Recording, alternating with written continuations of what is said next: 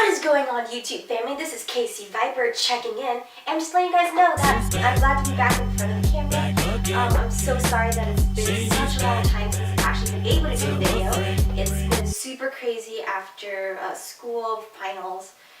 It's just been a huge mess. But I do have a really cool announcement. I'm not too sure if I've actually officially announced it on YouTube. So, I will be attending Wheaton College, which is in Illinois. So that is going to be my college that I'll be attending this upcoming fall. I'm super excited. It's right by the Great Lakes. And yeah, so I'm going into their ROTC Army program for 2 years. So videos are up on that. Be attending some stuff with some female ROTC cadets, male ROTC cadets. So videos are going to be up about that. Today isn't going to be a usual military video. It's not going to be a Clayton Philpo video either.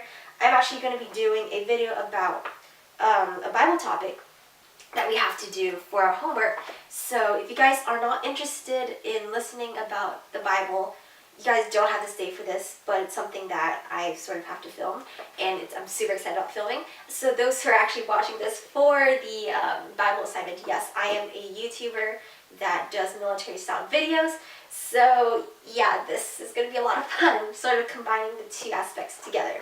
Anyway, so I have to do a video about some questions. So I chose 2 topics.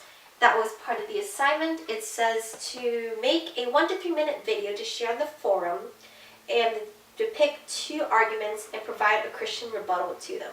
So if you guys haven't figured out, yes, I am a Christian. I go to a Christian school, and this is a part of my faith, and this is what I really believe in. So the first statement that I have to rebuttal: exclusionism implies that God plays favorites. He restricts his grace in that some people are exposed to the gospel and others aren't. Why isn't this unfair? So what I believe is that God has exposed us to so many things, whether it is the way that the universe is made, just by looking outside, whether we are friends that we're able to talk to. And no, God really doesn't play favorites. What I believe is that God created us all equal, male, female, everyone. Doesn't matter if you're African American, Asian, white. We are all equal in God's eyes.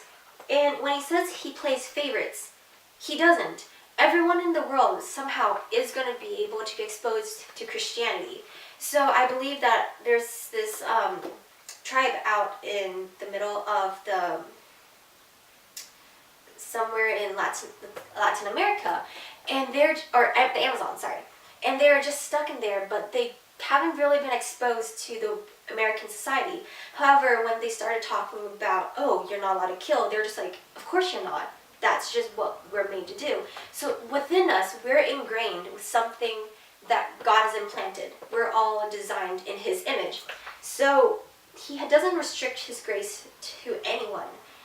Well, when we look outside, we look at the universe, the question of, whoa, how is this made? For me, it's creationism. And it's like, how can this be made just because God planned it?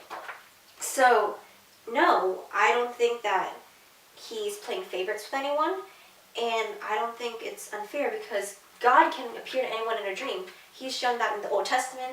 I know it's been happening all over the world right now in places that Christians haven't been able to